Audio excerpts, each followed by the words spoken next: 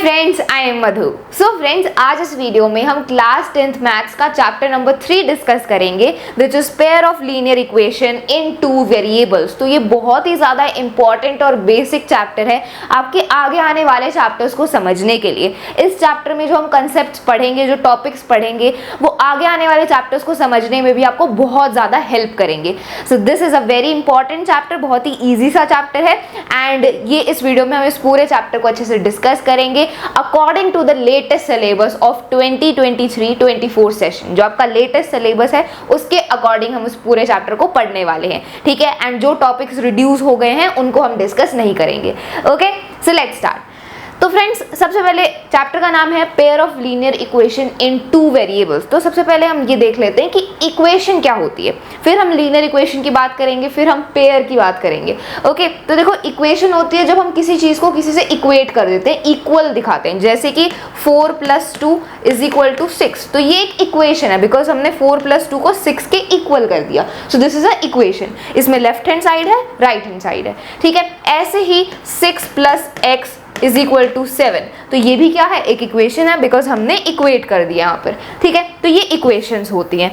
Okay, अब एक linear equation क्या होती है? लीनियर इक्वेशन वो होती है जिसमें वेरिएबल की हाईएस्ट पावर 1 होती है। अब देखो, इक्वेशन में वेरिएबल भी होते हैं, कांस्टेंट भी होते हैं। कांस्टेंट क्या होते हैं? जिनकी फिक्स वैल्यू होती है। वेरिएबल वो अल्फाबेट्स होते हैं जिनकी कोई फिक्स वैल्यू नहीं होती है, उनकी वैल्यू को हम असाइन करते हैं। जैसे x, y, m, n, जितने भी ये अल्फाबेट्स हैं, ये क्या है? ये वेरिएबल्स ही हैं। इनकी कोई अपनी वैल्यू तो नहीं होती। हम लिख सकते हैं x = 2, हम कहीं पर लिख सकते हैं x = 5, तो कोई इसकी फिक्स वैल्यू नहीं है ना। तो कांस्टेंट, वेरिएबल, ये दोनों ही इक्वेशंस में होते हैं, ठीक है। तो अब देखो, ऐसी लीनियर इक्वेशन क्या है? ऐसी इक्वेशन जिसमें वेरिएबल की हाईएस्ट पावर 1 है, वो लीनियर इक्वेशन होती है। जैसे फॉर एग्जांपल 7x + 3 = 15। तो ये क्या है? ये एक इक्वेशन है, ये एक लीनियर इक्वेशन है बिकॉज इस इक्वेशन में जो वेरिएबल है हमारा x, उसकी हाईएस्ट पावर, उसकी पावर क्या है? यहाँ पर पावर 1 है, तो हाईएस्ट पावर तो क्या होगी? 1 ही होगी बिकॉज यहाँ पर एक ही वेरिएबल है एंड उसकी पावर 1 है, तो हाईएस्ट पावर 1 है वेरिएबल की। इसका मतलब इस इक्वेशन की डिग्री कितनी है? 1 है, ठीक है। डिग्री हाईएस्ट पावर ही होती है, तो ये एक लीनियर इक्वेशन है बिकॉज इसमें वेरिएबल की हाईएस्ट पावर 1 है। ऐसे ही दूसरी लीनियर इक्वेशन का एग्जाम्पल, जैसे फॉर एग्जाम्पल 6y + 7 = 8, ठीक है। तो ये भी क्या है? एक लीनियर इक्वेशन है। ऑब्वियसली एक इक्वेशन हम इक्वेट कर रहे हैं, लीनियर इक्वेशन इसलिए बिकॉज यहाँ पर जो वेरिएबल y है उसकी हाईएस्ट पावर क्या है? 1, तो ये लीनियर इक्वेशन हो गई, ठीक है। अब ये हमने लीनियर इक्वेशन की बात कर ली। अब लीनियर इक्वेशन इन 1 वेरिएबल क्या होता है? लीनियर इक्वेशन इन 2 वेरिएबल क्या होता है? तो देखो, ऐसी लीनियर इक्वेशन जिसमें सिर्फ एक ही वेरिएबल है, वो लीनियर इक्वेशन इन 1 वेरिएबल है। एंड ऐसी लीनियर इक्वेशन जिसमें 2 वेरिएबल्स हैं, वो लीनियर इक्वेशन इन 2 वेरिएबल। नाम से पता चल रहा है हमें, है ना। तो जैसे लीनियर इक्वेशन इन 1 वेरिएबल हो गया 4x + 3 = 10। तो यहाँ पर आप देख सकते हो ये एक लीनियर इक्वेशन है एंड यहाँ पर बिकॉज वेरिएबल की हाईएस्ट पावर 1 है, तो this is a linear equation. लेकिन ये लीनियर इक्वेशन इन 1 वेरिएबल है बिकॉज यहाँ पर सिर्फ एक ही वेरिएबल है विच इज x, ठीक है। तो ये क्या है? एक ही वेरिएबल है इसमें, तो ये लीनियर इक्वेशन इन 1 वेरिएबल हो गई, ठीक है। अब लीनियर इक्वेशन इन 2 वेरिएबल, ऐसी लीनियर इक्वेशन जिसमें 2 वेरिएबल्स हैं। For example 4x + 7y = 20। तो ये क्या है? Linear equation in 2 variable. ये ऑब्वियसली ये लीनियर इक्वेशन है बिकॉज यहाँ पर दोनों वेरिएबल्स जो हैं उनकी हाईएस्ट पावर तो 1 ही है, तो लीनियर इक्वेशन तो ये है। लेकिन ये है linear equation in 2 variable because यहाँ पर 2 वेरिएबल्स हैं x और y।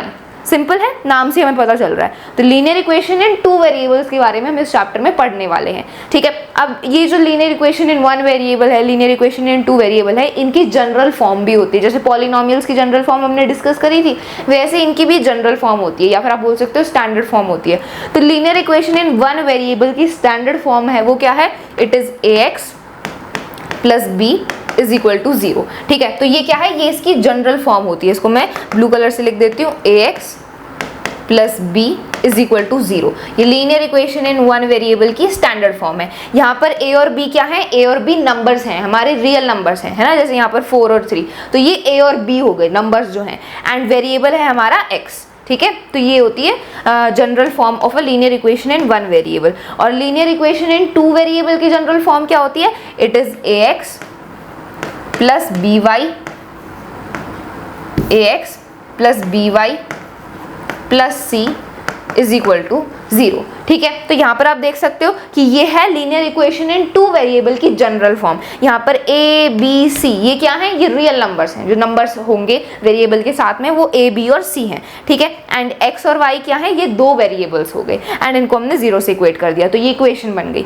Okay, so this is linear equation in two variables and this is linear equation in one variable. ठीक है, अब देखो यहाँ पर ये जो स्टैंडर्ड फॉर्म्स यहाँ पर ये मैंने लिखी हुई है ना, इसमें ए बी जो है इनकी वैल्यू 0 नहीं हो सकती है। यहाँ पर ये linear equation in one variable में ए की वैल्यू 0 नहीं हो सकती। ए की वैल्यू 0 क्यों नहीं हो सकती, बस अगर ए की वैल्यू 0 हो गई तो ये पूरी टर्म ही जो है 0 से मल्टीप्लाई होकर ये पूरी टर्म ही 0 बन जाएगी एंड ये खत्म हो जाएगी। तो फिर क्या ये linear equation in one variable रहेगा, नहीं रहेगा, बिकॉज वेरिएबल वाली जो टर्म है वही फिनिश हो जाएगी अगर ए की वैल्यू 0 हो गई तो यहाँ पर ए की वैल्यू 0 नहीं हो सकती। एंड इस linear equation in two variables में ए और बी की वैल्यू 0 नहीं हो सकती है, बिकॉज अगर इनमें से एक की भी जो वैल्यू 0 है तो एक टर्म खत्म हो जाएगी एंड देन ये linear equation in two variables नहीं रहेगा, तो ए एंड बी की वैल्यू 0 नहीं हो सकती, ये आपको ध्यान रखना है।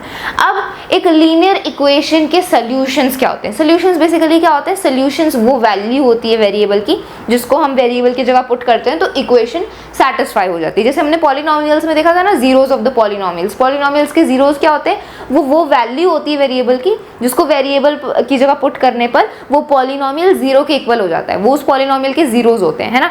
ऐसे ही एक लीनियर इक्वेशन के भी क्या होते हैं, सॉल्यूशंस होते हैं। ठीक है, सॉल्यूशंस क्या है, बेसिकली वो वेरिएबल की ही वैल्यू होती है, वेरिएबल की वैल्यू जिसको वेरिएबल की जगह अगर हम पुट करें तो ये इक्वेशन सेटिस्फाई हो जाए। इक्वेशन सेटिस्फाई होने का मतलब क्या होता है कि left hand side right hand side की इक्वल हो जाए, मतलब वेरिएबल की जगह हम ऐसा कौन सा नंबर डालें, कौन सा नंबर पुट करें कि ये जो पूरी इक्वेशन है ये सेटिस्फाई हो जाए, left hand side right hand side की इक्वल आ जाए, तो वो वेरिएबल की जो वैल्यू है ना वही लीनियर इक्वेशन का सॉल्यूशन होता है। ठीक है, तो यहाँ पर हमें अगर मान लो हमें इस लीनियर इक्वेशन का सॉल्यूशन निकालना है तो मुझे बेसिकली x की वैल्यू निकालनी है, x की वैल्यू वेरिएबल की वैल्यू निकालनी है, x की वो वैल्यू जिसको x की जगह पुट करने पर ये सेटिस्फाई हो जाए। ऐसे ही linear equation in two variable में भी इसके सॉल्यूशन क्या होंगे, x और y की जो वैल्यू है, x और y की क्या वैल्यू होगी कि उसकी जगह पुट करने पर ये इक्वेशन सेटिस्फाई हो जाए, तो ये सॉल्यूशंस होते हैं। अब एक लीनियर इक्वेशन के कितने सॉल्यूशन आते हैं, तो linear equation in one variable के एक ही सॉल्यूशन आएगा। अगर हम बात कर रहे हैं linear equation in one variable की तो उसका हमेशा एक ही सॉल्यूशन आता है, मतलब वेरिएबल की हमें एक ही वैल्यू मिलेगी जिससे ये इक्वेशन सेटिस्फाई हो जाएगी। तो linear equation in one variable का हमेशा एक सोल्यूशन होता है। And linear equation in two variable के कितने सोल्यूशन होते हैं, इनफाइनाइट सोल्यूशन होते हैं, एंडलेस। ठीक है, बहुत सारे, मतलब एंडलेस मतलब इनफाइनाइट सॉल्यूशंस। ओके, तो यहाँ पर linear equation in two variable मतलब x और y ये दोनों जो वेरिएबल की वैल्यूज होंगी, जो सॉल्यूशंस होंगे वो इनफाइनाइट होंगे। तो linear equation in two variable के इनफाइनाइट सॉल्यूशन होते हैं, लेकिन linear equation in one variable का एक ही सॉल्यूशन होता है, ये आपको ध्यान में रखना है। ठीक है, अब हम यहाँ पर बात करते हैं कि हम आगे भी डिस्कस करेंगे कि सॉल्यूशंस को कैसे फाइंड आउट करते हैं। ग्राफिकल मेथड होता है एंड एक अलजेब्रिक मेथड होता है, दोनों ही मेथड्स को हम अच्छे से डिस्कस करेंगे। अब हम डिस्कस कर लेते हैं कि ये जो लीनियर इक्वेशंस हैं इनको हम ग्राफ पर कैसे रिप्रेजेंट करते हैं। ठीक है, बिकॉज ऑब्वियसली किसी भी इक्वेशन का ग्राफ बनाया जा सकता है, उसको ग्राफ पर ड्रॉ किया जा सकता है, तो ये ग्राफ पर हम इनको कैसे रिप्रेजेंट करते हैं। तो देखो, हमेशा जो लीनियर इक्वेशन होती है ना उसका जो ग्राफ है वो एक स्ट्रेट लाइन बनता है हमेशा। कोई भी लीनियर इक्वेशन है, चाहे वो linear equation in one variable है, चाहे वो linear equation in two variable है, किसी भी लीनियर इक्वेशन का जो ग्राफ बनेगा, जब आप उसको ग्राफ पर प्लॉट करोगे तो हमेशा एक सीधी लाइन बनेगी, एक स्ट्रेट लाइन बनेगी। ठीक है, आपने एक लीनियर इक्वेशन के सॉल्यूशंस निकाले, उन सॉल्यूशंस को आप क्या करोगे, ग्राफ पर प्लॉट करोगे एंड जो लाइन बनेगी वो हमेशा एक स्ट्रेट लाइन होगी। ठीक है, हम एक लीनियर इक्वेशन को ग्राफ पर प्लॉट करते कैसे हैं, हम सबसे पहले सॉल्यूशन निकालते हैं, है ना। सॉल्यूशन जो है उनको फिर हम ग्राफ पर प्लॉट करते हैं, वो जो सॉल्यूशंस हैं, एंड देन उन्हें ज्वाइन कर देते हैं तो वो लाइन बन जाती है। बेसिकली वो क्या है, वो ग्राफ हो जाता है उस लीनियर इक्वेशन का। एंड हमेशा एक लीनियर इक्वेशन की स्ट्रेट लाइन बनती है ग्राफ पर। क्लियर हो गया। अब हम यहाँ पर डिस्कस करेंगे pair of linear equation in two variables की, बिकॉज हमारे चैप्टर का नाम क्या है, pair of linear equation in two variables. तो अब हम पेयर के बारे में डिस्कस करने वाले हैं। तो पेयर का मतलब क्या होता है, पेयर मतलब दो का जोड़ा, है ना। जैसे पेयर ऑफ शूज होता है, वैसे ही linear equation in two variable का जोड़ा, pair. So that is pair of linear equation in two variable. दो हमारे पास लीनियर इक्वेशंस हैं इन टू वेरिएबल्स एंड उन दोनों का जो पेयर बनेगा that is basically pair of linear equation in two variable.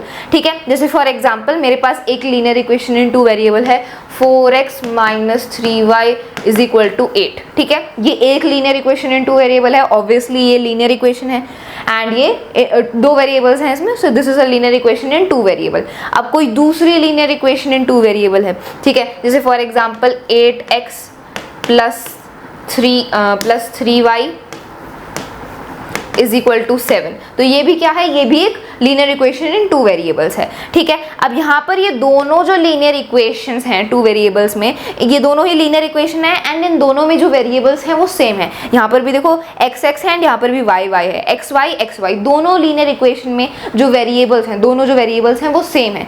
तो इन दोनों को हम क्या बोलेंगे, इन दोनों को हम बोलेंगे pair of linear equation in two variables. Pair कब बनता है दो linear equation in two variables का, दोनों लीनियर इक्वेशन में दोनों जो वेरिएबल्स हैं वो सेम होने चाहिए, तब उन दोनों लीनियर इक्वेशंस को हम बोलेंगे pair of linear equation in two variables.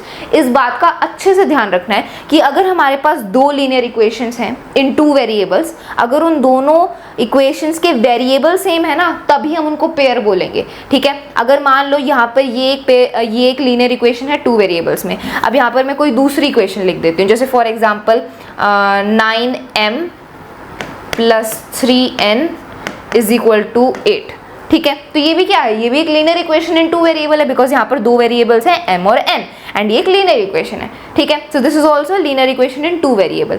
लेकिन क्या हम इन दोनों को pair of linear equation in two variable बोल सकते हैं? नहीं, ये दोनों पेयर नहीं है। ये दोनों पेयर क्यों नहीं है? बिकॉज यहाँ पर जो वेरिएबल्स हैं वो अलग अलग हैं। इस इक्वेशन में जो वेरिएबल है वो x और y है एंड इस वाली इक्वेशन में जो वेरिएबल्स हैं वो m और n है। तो ये दोनों ही linear equation in two variables हैं, लेकिन ये pair of linear equation in two variables नहीं है। पेयर होने के लिए दोनों ही इक्वेशन में जो वेरिएबल्स हैं, दोनों जो वेरिएबल्स हैं वो सेम होने चाहिए, ठीक है। तो वो तब बन जाता है pair of linear equation in two variables. And pair of linear equation in two variables के बारे में इस पूरे चैप्टर में हम पढ़ने वाले हैं, ओके। उनके सॉल्यूशंस हम निकालेंगे, कैसे उनको ग्राफ पर रिप्रेजेंट करते हैं, वो सारी चीज़ें हम डिस्कस करने वाले हैं pair of linear equation in two variables के बारे में। तो आपको ये पता होना चाहिए कि पेयर बनता कब है। अब एक pair of linear equation in two variables की स्टैंडर्ड फॉर्म भी होती है, जैसे हमने linear equation in one variable की स्टैंडर्ड फॉर्म देखी, linear equation in two variables की स्टैंडर्ड फॉर्म देखी, ऐसे ही pair of linear equation in two variables की भी स्टैंडर्ड फॉर्म होती है। क्या स्टैंडर्ड फॉर्म होती है? Very very important, standard form के बारे में डिस्कस कर लेते हैं। तो एक pair of linear equation in two variable की स्टैंडर्ड फॉर्म है a1x plus b1y plus c1 is equal to 0 and a2x plus b2y plus c2 is equal to 0, ठीक है। तो ऑब्वियसली हम पेयर की बात कर रहे हैं तो दो इक्वेशंस होंगी, है ना। तो यहाँ पर ये दो इक्वेशंस हैं, pair of linear equation in two variable की ये स्टैंडर्ड फॉर्म है। अब मैं इसको थोड़ा एक्सप्लेन कर देती हूँ। यहाँ पर ये a1 b1 c1 a2 b2 c2 ये क्या है? ये रियल नंबर्स हैं, है ना। वेरिएबल के साथ में जो नंबर्स लगते हैं वो रियल नंबर्स हैं, उनको हमने a1 b1 c1 a2 b2 c2 से रिप्रेजेंट किया है। एंड हमारे वेरिएबल्स क्या है यहाँ पर? x y, ठीक है। वेरिएबल्स तो दोनों ही इक्वेशन में सेम होंगे, x y, उनको एज इट इज लिखेंगे। यहाँ पर a1 b1 c1 ये 1 और 2 क्यों लिखा है मैंने दोनों इक्वेशन में? ये रिप्रेजेंट कर रहा है पहली इक्वेशन को एंड ये रिप्रेजेंट कर रहा है दूसरी इक्वेशन को। ये a1 b1 c1 ये रियल नंबर्स हैं पहली वाली इक्वेशन के एंड ये a2 b2 c2 ये रियल नंबर्स हैं दूसरी इक्वेशन के, ठीक है। तो पहली इक्वेशन दूसरी इक्वेशन दो इक्वेशंस है ना, तो उनको डिफर करने के लिए, दोनों के रियल नंबर्स को अलग अलग करने के लिए यहाँ पर 1 और 2 से रिप्रेजेंट किया। एंड वेरिएबल्स तो दोनों इक्वेशन में सेम ही है, which is xy and xy। जरूरी नहीं है कि वेरिएबल xy ही होगा, वेरिएबल चेंज भी हो सकता है। यहाँ पर मैं बस एग्जांपल लेके आपको दिखा रही हूँ, ठीक है। तो ये हो गई स्टैंडर्ड फॉर्म, ओके। यहाँ पर again a1 b1 c1 a2 b2 c2 इनकी वैल्यू क्या है? इनकी वैल्यू 0 नहीं हो सकती है। यहाँ c1 c2 से तो कोई फर्क नहीं पड़ेगा बिकॉज ये कांस्टेंट टर्म है, इसके साथ कोई भी वेरिएबल नहीं है। a1 b1 और a2 b2 इनकी वैल्यू 0 नहीं होनी चाहिए, बिकॉज इनकी वैल्यू 0 हो गई तो ऑब्वियसली ये सारी टर्म्स जो है ये खत्म हो जाएंगी एंड देन ये लीनियर इक्वेशन बचेंगी, linear equation in two variables नहीं रहेंगी, है ना। तो इनकी वैल्यू 0 नहीं हो सकती है and this is the standard form for pair of linear equation in two variables, okay. I hope आपको अच्छे से क्लियर हो गया। अब हमने pair of linear equation in two variables के बारे में भी डिस्कस कर लिया। अब हम बात करेंगे कि उनको हम ग्राफ पर कैसे रिप्रेजेंट करते हैं। अब कोई भी लीनियर इक्वेशन है तो उसको हम ग्राफ पर ड्रॉ कर सकते हैं, उसकी हम ग्राफ पर उसको रिप्रेजेंट कर सकते हैं। तो अब हम बेसिकली ग्राफिकल रिप्रेजेंटेशन के बारे में बात करेंगे कि अगर हमारे पास pair of linear equation in two variables हैं, हमारे पास दो लीनियर इक्वेशंस हैं इन टू वेरिएबल्स में, तो उनका ग्राफ कैसे बनने वाला है, क्या ग्राफिकल रिप्रेजेंटेशन होगा एंड हम उससे क्या कंक्लूड कर सकते हैं, लेट्स डिस्कस अबाउट इट। तो यही हमारा नेक्स्ट टॉपिक है, graphical representation of pair of linear equation in two variable. तो देखो कोई भी जो लीनियर इक्वेशन होती है ना, कोई भी लीनियर इक्वेशन, उसका जो ग्राफ है वो हमेशा एक स्ट्रेट लाइन बनती है, एक सीधी लाइन बनती है, ठीक है, ये आपको ध्यान रखना है। कोई भी लीनियर इक्वेशन है तो उसको अगर आप ग्राफ पर रिप्रेजेंट करोगे, ग्राफ पर कैसे रिप्रेजेंट करोगे, लीनियर इक्वेशन के सबसे पहले आप सोल्यूशंस निकालोगे, सोल्यूशंस को ग्राफ पर प्लॉट करोगे। ग्राफ में आपकी ये वाई एक्सिस होती है, ये एक्स एक्सिस होती है ना, एंड यहाँ पर नंबरिंग्स होती हैं, वो पूरी काउंटिंग होती है। हम ऑलरेडी मैथ्स में सब पिछले चैप्टर्स में, पिछली क्लासेस में पढ़ते आ रहे हैं, ठीक है। तो आपके पास कोई लीनियर इक्वेशन है, उसके सोल्यूशंस आप निकालोगे, उनके सोल्यूशंस को आप ऐसे ग्राफ पर प्लॉट कर दोगे एंड ज्वाइन कर दोगे, तो ये जो लाइन बनी है वो उस लीनियर इक्वेशन को रिप्रेजेंट करती है ना। एंड किसी भी लीनियर इक्वेशन का जो ग्राफ बन रहा है वो हमेशा एक स्ट्रेट लाइन बनेगी, एक सीधी लाइन बनेगी, ये आपको ध्यान रखना है। Always we will get a straight line for a linear equation if we represent it on a graph, ठीक है। अब बात कर लेते हैं, अब यहाँ पर हम पेयर की बात कर रहे हैं, दो लीनियर इक्वेशंस की बात कर रहे हैं ना, तो दोनों इक्वेशंस की जो कितनी लाइंस बनेंगी, दो स्ट्रेट लाइंस बनेगी, because we are talking about pair of linear equation and two variables. तो दो लीनियर इक्वेशंस हैं, तो दोनों इक्वेशंस की एक एक स्ट्रेट लाइन बनेगी। अब वो स्ट्रेट लाइंस कैसी बन सकती हैं, या तो वो दोनों इक्वेशन की जो स्ट्रेट लाइन बनेगी ग्राफ पर, या तो वो एक दूसरे को इंटरसेक्ट कर सकती हैं, या वो एक दूसरे को कोइंसाइड कर सकती हैं, या वो दोनों लाइंस एक दूसरे के पैरेलल हो सकती हैं। कहने का मतलब क्या है कि मान लो ये हमारा ग्राफ है, ठीक है, दिस इज द ग्राफ। मेरे पास पहली इक्वेशन है, ठीक है, उसको मैं लिख देती हूँ a1x plus b1y plus c1 is equal to 0। दूसरी इक्वेशन है a2x plus b2y plus c2 is equal to 0। ये दो इक्वेशंस हैं, pair of linear equation in two variable. इस वाली इक्वेशन को अगर मैं ग्राफ पर रिप्रेजेंट करूँ, इसकी एक स्ट्रेट लाइन बनेगी एंड इस वाली इक्वेशन की भी एक स्ट्रेट लाइन बनेगी। तो दो स्ट्रेट लाइंस मुझे मिलने वाली हैं अगर इन दोनों को मैं ग्राफ पर रिप्रेजेंट करूँ तो। अब वो दो जो स्ट्रेट लाइंस हैं वो कैसे बन सकती हैं, अब दो स्ट्रेट लाइंस एक दूसरे को इंटरसेक्ट कर सकती हैं, है ना, ऐसे इंटरसेक्ट कर सकती हैं एक पॉइंट पर। वो दो जो स्ट्रेट लाइंस बनेंगी इन दोनों इक्वेशन की, वो एक दूसरे को कोइंसाइड कर सकती हैं। कोइंसाइड मतलब एक के ऊपर एक हो सकती हैं। ये पहली इक्वेशन की लाइन बन गई एंड दूसरी वाली इक्वेशन की लाइन भी इसी के ऊपर बन गई, तो कोइंसाइड कर सकती हैं, एक के ऊपर एक, ओवरलैप, है ना। एंड या तो वो पैरेलल हो सकते हैं, दोनों इक्वेशन की जो लाइन है वो एक दूसरे के पैरेलल हैं, ऐसे। तो ये तीन सिचुएशंस पॉसिबल हैं अगर हम एक pair of linear equation in two variables को ग्राफ पर रिप्रेजेंट करें तो। या तो वो एक दूसरे को इंटरसेक्ट कर सकती हैं, कोइंसाइड कर सकती हैं, या पैरेलल हो सकती हैं। अब ये जो ग्राफिकल रिप्रेजेंटेशन है ना, ये तीन जो सिचुएशंस बन रही हैं, इनसे हम काफ़ी चीज़ें कंक्लूड कर सकते हैं। क्या कंक्लूड कर सकते हैं, हम यहाँ पर पता कर सकते हैं कि उस pair of linear equation in two variable के कितने सोल्यूशन आने वाले हैं, ठीक है। ये ग्राफिकल रिप्रेजेंटेशन करने से, ग्राफ पर रिप्रेजेंट करने से pair of linear equation in two variable को हम पता कर सकते हैं कि उसके कितने सोल्यूशंस आएंगे। कैसे, अगर मान लो हमारे पास एक pair of linear equation in two variable है, उसको हमने ग्राफ पर रिप्रेजेंट किया एंड उन दोनों की जो लाइंस हैं वो एक दूसरे को इंटरसेक्ट कर रही हैं एक पॉइंट पर, तो उन दोनों इक्वेशन का हमें एक सोल्यूशन मिलने वाला है, ठीक है। एंड अगर वो एक दूसरे को कोइंसाइड कर रही हैं तो हमें इनफाइनाइट सोल्यूशंस मिलने वाले हैं, एंड अगर वो एक दूसरे के पैरेलल है तो हमें एक भी सोल्यूशन नहीं मिलेगा। ये हमने कैसे फाइंड आउट किया, देखो बेसिकली वो दोनों लाइंस एक दूसरे को जितने पॉइंट पर इंटरसेक्ट कर रही होती है ना, उतने ही सोल्यूशन आते हैं। तो जब वो दोनों लाइंस एक दूसरे को इंटरसेक्ट कर रही हैं तो एक ही पॉइंट पर मिल रही हैं, तो एक ही सोल्यूशन आएगा उन दोनों इक्वेशंस का। एंड अब यहाँ पर देखो दूसरे केस में अगर वो कोइंसाइड कर रही हैं, तो कोइंसाइड कर रही हैं तो सारे ही पॉइंट्स मिल रहे हैं, एंड पॉइंट्स तो इनफाइनाइट होते हैं, है ना, तो यहाँ पर इनफाइनाइट सोल्यूशन आएंगे इन दोनों इक्वेशन के। एंड अगर इन दोनों इक्वेशन की जो लाइन है वो पैरेलल है तो कहीं पर ये मीट नहीं करेंगी ना इंटरसेक्ट करेंगी, मतलब इन दोनों इक्वेशंस के एक भी सोल्यूशन नहीं आएंगे।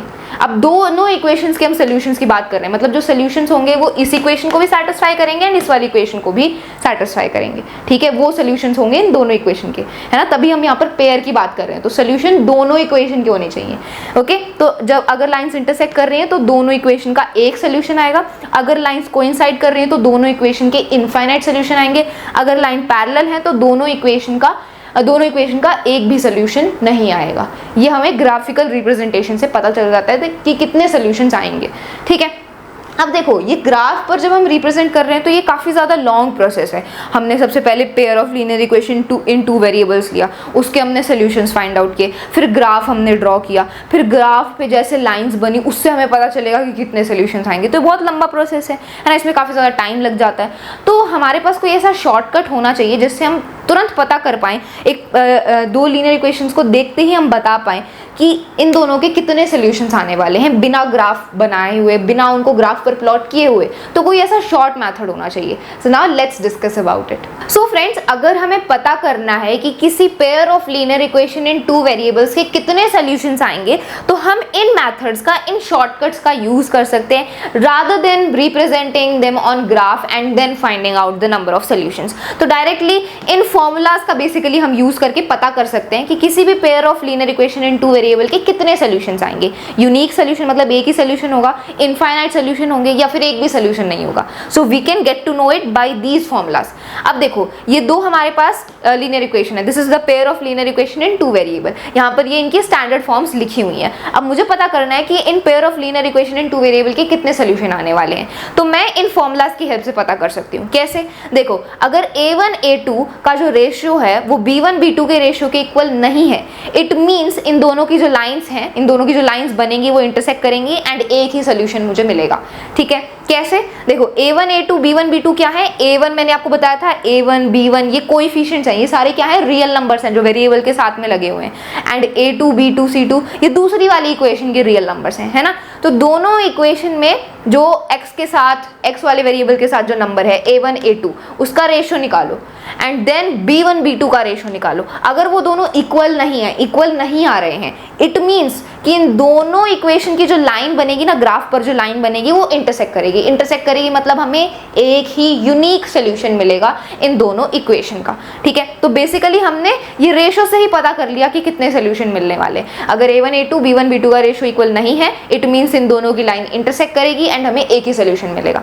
अब अगला केस है कि कोइंसाइड कब करेंगे, मतलब हमें इनफाइनाइट सोल्यूशन कब मिलेंगे। अगर a1 a2 b1 b2 और c1 by c2 इन तीनों का जो रेशियो है वो इक्वल आ रहा है, इट मीन्स जो इन दोनों की जो लाइंस बनेंगी वो कोइंसाइड करेंगी एक के ऊपर एक एंड इनफाइनाइट सोल्यूशंस हमें मिलने वाले हैं। ठीक है, a1 a2 ये हो गया, b1 b2 ये एंड c1 c2 दोनों कांस्टेंट टर्म्स है दोनों इक्वेशन की। तो तीनों का रेशियो निकालो एंड तीनों ही इक्वल आ रहे हैं, इट मीन्स इन दोनों की लाइन क्या होंगी? कोइंसाइड करेंगी एक के ऊपर एक एंड इनफाइनाइट सोल्यूशंस हमें इन दोनों इक्वेशन के मिलेंगे।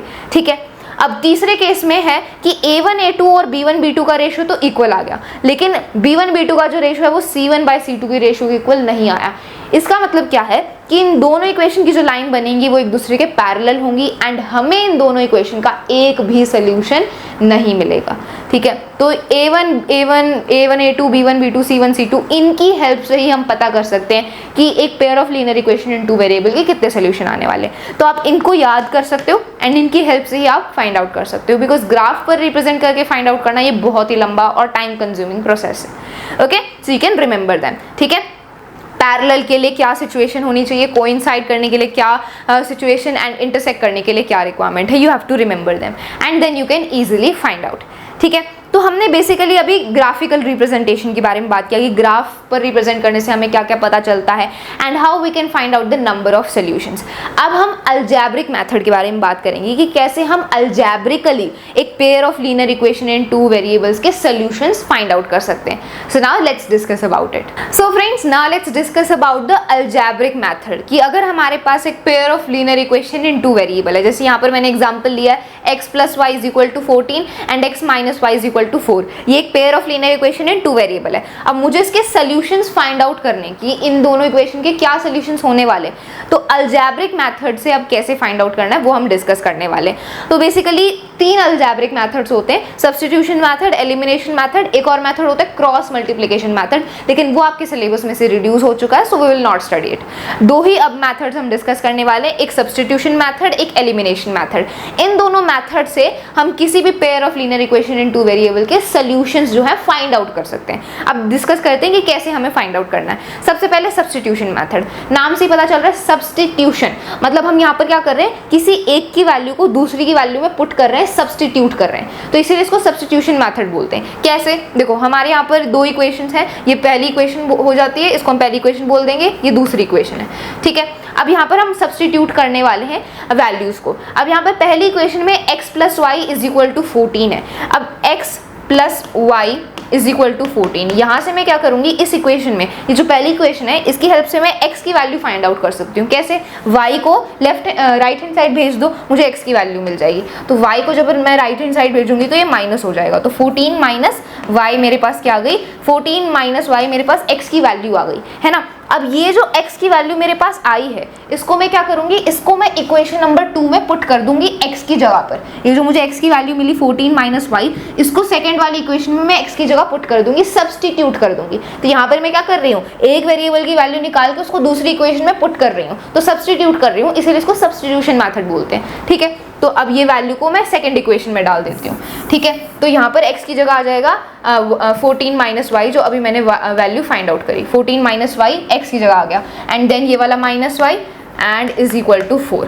ठीक है, अब ये माइनस वाई क्या हो जाएगा, माइनस 2y हो जाएगा। So this will be 14 minus 2y is equal to 4। ठीक है, अब 14 उधर चला जाएगा, माइनस हो जाएगा, तो minus 2y is equal to, ये 14 उधर जाके माइनस हो जाएगा, तो 4 माइनस 14 कितना होता है, माइनस 10 होता है। ठीक है, माइनस माइनस कैंसिल, ये अब y की वैल्यू मेरे पास आ जाएगी, 2 इधर आके डिवाइड हो जाएगा, 10 डिवाइडेड बाय 2 कितना होता है, 5 होता है। तो y की वैल्यू मेरे पास 5 निकल कर आ चुकी है। ठीक है, मैं सोल्यूशंस निकाल रही हूँ। सोल्यूशंस निकालने का मतलब है कि जो दोनों वेरिएबल्स हैं उन्हीं की वैल्यू मैं फाइंड आउट कर रही हूँ। यहाँ पर दोनों वेरिएबल x और y हैं, तो मैं x और y की वैल्यू ही फाइंड आउट कर रही हूँ, वही सोल्यूशंस हैं। ठीक है, तो y की वैल्यू मुझे मिल चुकी है, y की फाइनल वैल्यू मुझे मिल गई है 5। ठीक है, अब मुझे x की वैल्यू निकालनी है, तो अब x की वैल्यू कैसे निकालूँ, ये जो y की वैल्यू है इसको किसी भी इक्वेशन में पुट कर दो, आपको x की वैल्यू मिल जाएगी। ठीक है, किसी भी इक्वेशन में पुट कर दो, आपको x की वैल्यू मिल जाएगी। जैसे इसमें पुट कर दो तो ये हो जाएगा x plus 5 is equal to 14। ठीक है, 5 उधर जाके क्या हो जाएगा, माइनस हो जाएगा, x की वैल्यू मेरे पास क्या आ गई, x की वैल्यू मेरे पास 9 आ गई। तो y की वैल्यू 5 है एंड x की वैल्यू 9 है। तो ये दोनों क्या है, ये दोनों मैंने सोल्यूशंस फाइंड आउट कर लिए इस pair of linear equation in 2 variables के। ठीक है, ये 5 और 9 ये दोनों क्या हैं, ये सोल्यूशंस हैं इस pair of linear equation in 2 variable के। सोल्यूशंस का मतलब है कि x और y की जगह अगर मैं 5 और 9 पुट करूंगी तो ये दोनों ही इक्वेशन सेटिस्फाई हो जाएंगी। तो ये सोल्यूशंस हैं इन दोनों इक्वेशन के। ठीक है, तो x और y की वैल्यू हमें बेसिकली निकालनी होती है, वही सोल्यूशंस होते हैं। एंड ये मैंने आपको सब्स्टिट्यूशन मेथड से सिखाया। सब्स्टिट्यूशन मेथड में बेसिकली करना क्या है, एक वेरिएबल की वैल्यू निकाली, उस वैल्यू को दूसरी इक्वेशन में पुट कर दो, उससे आपको दूसरे वेरिएबल की वैल्यू मिल जाएगी, एंड दूसरे वेरिएबल की वैल्यू मिल गई तो फिर पहले वाले वेरिएबल की भी फाइनल वैल्यू आपको मिल जाएगी। यही आपका सब्स्टिट्यूशन मेथड है, बहुत ही सिंपल है। अब देखते हैं एलिमिनेशन मेथड। एलिमिनेशन मेथड में क्या करना होता है, नाम से पता चल रहा है एलिमिनेशन, मतलब हमें यहाँ पर किसी एक टर्म को एलिमिनेट, खत्म करना होता है। कैसे, देखो यहाँ पर हमारा pair of linear equation in 2 variables है, ये x plus y is equal to 14, x minus y is equal to 4। अब इसमें कैसे एलिमिनेट करें, यहाँ पर हम किसी एक कोएफिशिएंट को हम इक्वल करेंगे एंड देन उसके साइंस को पॉजिटिव करके कैंसिल कर देंगे। अब यहाँ पर इस इक्वेशन में ना हमें कुछ इक्वल करने की ज़रूरत है नहीं, बिकॉज पहले से ही जो कोएफिशिएंट्स हैं वो इक्वल हैं। कोएफिशिएंट्स क्या होते हैं, वेरिएबल के साथ जो नंबर लगे होते हैं। तो यहाँ पर देखो x के साथ भी 1 है, यहाँ पर भी x के साथ 1 है, यहाँ पर भी y के साथ 1 है, यहाँ पर भी y के साथ 1 है। तो सारे जो वेरिएबल्स हैं इनके कोएफिशिएंट पहले ही सेम है, तो हमें कुछ भी सेम करने की ज़रूरत है ही नहीं। अब अगर मान लो आपके पास कोई ऐसी इक्वेशन हो जिसमें कोएफिशिएंट सेम ना हो, फॉर एग्जाम्पल आपके पास यहाँ पर 2x आ जाए, तो अब यहाँ पर देख सकते हो आप, यहाँ पर 2x आ जाए एंड यहाँ पर मान लो फॉर एग्जाम्पल मैं यहाँ पर इक्वेशन लिख देती हूँ, मैं दूसरी इक्वेशन लिख देती हूँ, उससे समझना आपको और इजी हो जाएगा। 2x plus y is equal to 14 and x minus 3y is equal to 4। तो यहाँ पर आप देख सकते हो अब कोएफिशिएंट्स जो हैं वो डिफरेंट हो चुके हैं। यहाँ पर x का कोएफिशिएंट 1 है, यहाँ पर x का कोएफिशिएंट 2 है, यहाँ पर y का कोएफिशिएंट 1 है, यहाँ पर y का कोएफिशिएंट -3 है। अब अगर मुझे एलिमिनेट करना है, एलिमिनेशन मेथड से इसको सॉल्व करना है, सोल्यूशन निकालना है, तो मुझे कोएफिशिएंट्स को, किसी एक टर्म के कोएफिशिएंट्स को इक्वल करना पड़ेगा। इक्वल कैसे करूँ, अब मान लो मैं x वाले कोएफिशिएंट्स को इक्वल करना चाहती हूँ, तो यहाँ पर 2 है, यहाँ पर भी मुझे 2 चाहिए। कैसे करूँ, तो मैं इस पूरी की जो इक्वेशन है ना, इसको 2 से मल्टीप्लाई कर दूंगी, बिकॉज ऐसे ही मैं x के आगे 2 तो लगा नहीं सकती। अगर मुझे इसके आगे 2 लगाना है तो पूरी इक्वेशन को 2 से मल्टीप्लाई करना होगा ना, लेफ्ट हैंड साइड को भी राइट हैंड साइड को भी, तो पूरी इक्वेशन ये 2 से मल्टीप्लाई हो जाएगी। तो मल्टीप्लाई होने के बाद मेरे पास यहाँ पर आ जाएगा 2x, ये आ जाएगा मेरे पास -6y एंड ये आ जाएगा 8। तो ये अब मेरी सेकेंड इक्वेशन बन चुकी है, ये मेरी पहली इक्वेशन तो थी ही। ठीक है, तो अब मैंने क्या कर दिया, x वाली जो टर्म है उनके कोएफिशिएंट्स को इक्वल कर दिया। यहाँ पर भी अब x का कोएफिशिएंट 2 है, यहाँ पर भी x का कोएफिशिएंट अब 2 है। अब इस x वाली टर्म को एलिमिनेट करना है, खत्म करना है, एलिमिनेट कर रहे हैं हम यहाँ पर, इसीलिए तो कोएफिशिएंट इक्वल करें। अब एलिमिनेट करें कैसे, बिकॉज ये भी +2 है, ये भी +2 है। एलिमिनेट करने के लिए साइन अपोजिट होने चाहिए, +2 -2 से कैंसिल हो जाता है, तो इनमें से किसी एक को मुझे माइनस करना है। माइनस कैसे करूँ, दोनों इक्वेशन को सब्ट्रैक्ट कर देती हूँ, ठीक है। तो मैं क्या करूँगी, सब्ट्रैक्ट इक्वेशन 1 फ्रॉम इक्वेशन 2, यहाँ पर मैं सब्ट्रैक्ट करूँगी। सब्ट्रैक्ट करने से क्या होगा, इक्वेशन 1 को मैं इक्वेशन 2 से सब्ट्रैक्ट कर रही हूँ, तो इक्वेशन 2 ऊपर आ जाएगी, 2x - 6y = 8। इसको मैं सब्ट्रैक्ट कर रही हूँ, इसको मैं माइनस कर रही हूँ, सेकंड इक्वेशन, फर्स्ट इक्वेशन, ये सेकंड इक्वेशन है, इसमें से मैं माइनस कर रही हूँ फर्स्ट इक्वेशन को। तो फर्स्ट इक्वेशन ये हमारी 2x + y = 14। अब मैं माइनस कर रही हूँ, तो इन सबके जो साइंस हैं वो चेंज हो जाएंगे, ऑलरेडी हम ये जानते हैं। तो ये +2x है, ये माइनस हो जाएगा, ये +y है, ये भी माइनस हो जाएगा, एंड ये +14 है, ये भी -14 हो जाएगा, ठीक है। अब ये देखो +2x है, ये -2x है, तो ये हो गया कैंसिल, बिकॉज साइंस अपोजिट हो गए, तो हमारी x वाली टर्म क्या हो गई, एलिमिनेट हो गई, खत्म हो गई, ठीक है। यही हमें करना था, एक टर्म को एलिमिनेट करना था। आप x वाली टर्म को एलिमिनेट कर सकते हो, y वाली टर्म को भी एलिमिनेट कर सकते हो, मर्जी है, ठीक है। अब यहाँ पर -6y एंड ये -y, तो -6y कितना हो जाएगा, -7y, एंड ये मेरे पास हो जाएगा माइनस में 6, माइनस कैंसिल, एंड y की वैल्यू मेरे पास आ गई 6/7। y की वैल्यू अब आ चुकी है, ऐसे अब आप x की वैल्यू भी निकालोगे, इस y की वैल्यू को किसी भी एक इक्वेशन में पुट कर दो, ठीक है। एक वेरिएबल की वैल्यू मिल जाती है ना, तो दूसरा वेरिएबल की वैल्यू तो आराम से निकाल सकते हो। यहाँ पर y की वैल्यू निकालने के लिए मैंने एक टर्म को एलिमिनेट कर दिया। एलिमिनेशन में बेसिकली यही होता है, कोएफिशिएंट को इक्वल करके हम एक टर्म को हटा देते हैं, एलिमिनेट कर देते हैं, ताकि दूसरे वाले वेरिएबल की हमें वैल्यू मिल जाए। फिर वेरिएबल की वैल्यू मिल गई तो फिर दूसरा वाला, पहला वाला जो वेरिएबल है उसकी तो हम इजीली फाइंड आउट कर सकते हैं, ठीक है। तो ये आपका एलिमिनेशन मेथड होता है, ठीक है। आप किसी भी मेथड का यूज कर सकते हो, लेकिन अगर क्वेश्चन में बोला है कि आपको इस मेथड का यूज करना है, so you will use that specific method for finding out the solutions, ठीक है। तो ऐसे हम सोल्यूशन निकालते हैं, बेसिकली हमें वेरिएबल की ही वैल्यू निकालनी होती है। तो ये अलजेब्रिक मेथड थे, ये दो ही मेथड हैं जिनकी हेल्प से आप सॉल्यूशंस निकालोगे, ओके। तो यही था आपके चैप्टर नंबर 3 में pair of linear equation in 2 variables. This was a very easy chapter. अगर आपने ये थोड़े बहुत रूल्स एंड ये इन मेथड्स को समझ लिया ना, तो आपका पूरा जो चैप्टर है वो इसी पर बेस्ड है। ज़्यादा से ज़्यादा क्वेश्चंस को सॉल्व करो और आप इसमें परफेक्ट हो जाओगे, एंड आप बिल्कुल एक्सपर्ट हो जाओगे इस चैप्टर में, जितने ज़्यादा क्वेश्चंस को प्रैक्टिस करोगे। एंड इस चैप्टर में इतने ही ये कंसेप्ट थे, एंड ये मैंने आपको अच्छे से समझा दिए। I hope you found this video helpful. That's all for this video. Thank you so much.